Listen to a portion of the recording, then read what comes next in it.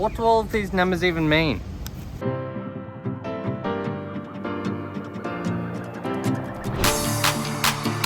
Happy Finance Friday everyone, I'm Tom and this is Tom's Money Magic. Today we're going to be having a look about how to make a budget.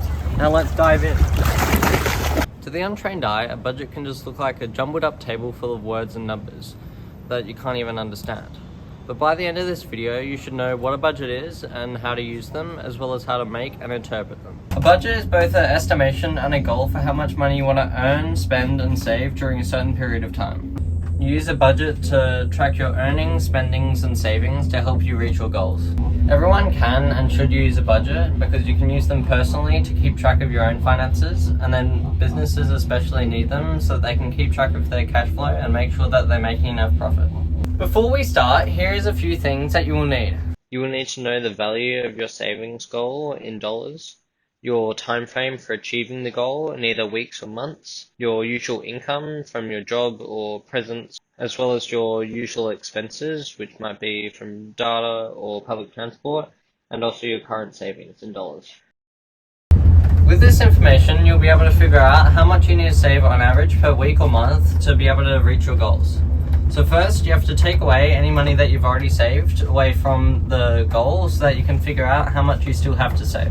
So using this number, you can then divide it by the amount of weeks or months in your time frame to figure out how much you need to save on average per week or month. So for example, if you want to save $1,000 in 10 months, you would then divide this $1,000 by 10 to figure out that you have to save on average $100 per month. Okay, so to make your budget, you can either use Excel like I'm going to, or you can just use a piece of paper and draw up this table. First, you would write your months or weeks across the top. So you can either go January, and then you can go February, and so on and so forth. Or you can go month 1, month 2, and so on like that, which may be easier so that you can reuse the same table.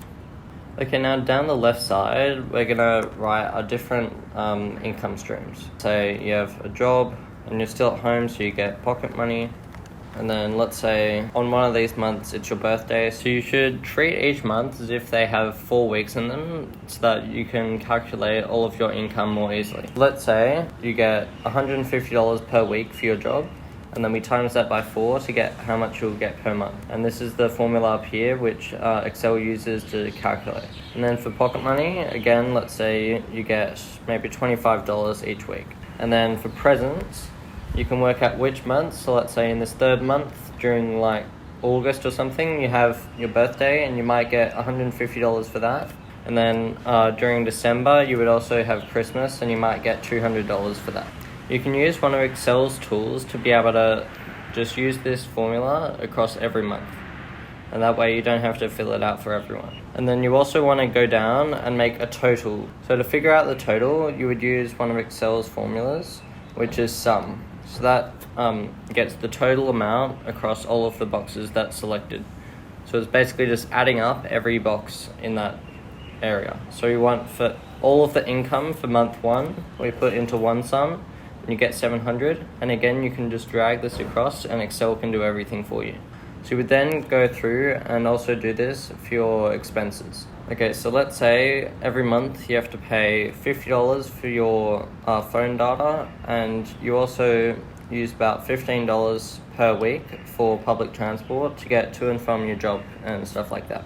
And this is the thing that you should remember. You should always pay yourself first. So here you can either put PYF or pay yourself first. And this basically means that you should just save your money before you figure everything else out, so that you can work out if you'll be able to save up the amount that you wanted to. So from before, we said that we wanted to save $100 per month. And then again, we want to get the total expenses here. And we can use the same formula as before, the sum. So again, sum of, you drag across the boxes to choose what ones you want to add up. And then you make sure to put a closed bracket at the end. Okay, so now if you want to work out your monthly total, then what you need to do is you need to take away from your income all of your expenses. So it's just the total income box minus the total expenses box. Okay, so if this monthly total is positive, then you can then go and use that money to either save up faster or you can use it to spend on other things. What can happen is if, let's say you didn't have a job then what can happen is this number can be negative. If this number is negative, it doesn't necessarily mean that you're losing money. You might just not be able to save as much as you want to. So you should probably do one of these 3 things. These 3 things would be increasing your income, decreasing your expenses, and extending the period of time to reach your goal. By extending the time frame for your goal, you'll be able to reduce the amount of money that you have to save per week or month, and therefore you'll be able to be more consistent with your savings every week or month. If you want to have a better idea of how much you've already saved, then you can make a running total of how much money is in your account at the end of each week or month. Okay, so yeah, if you wanted to make a running total for the amount of money in your account, then you should do this formula. So what you can do is, for the first box, you would have to have a look if you have any money already saved up. So let's say you already have $100 saved up, and then what you need to do is you need to add on this monthly total. So then that will give you how much money you would have by the end of that month. And then for the next box, what you need to do is you need to add the total in your account from the month before, and then add the total at the end of that month. Now this formula, where it's referring to 2 other boxes instead of a number and a box, you can then drag across and it will calculate the total in your account after every month. I hope this video has helped you learn how to use budgets as well as how to make and interpret them, and I'll leave a link to this template in the description below. That's all for me today. Please hit the like button down below and subscribe for more content. Feel free to check out my website and other videos if you haven't already. See ya!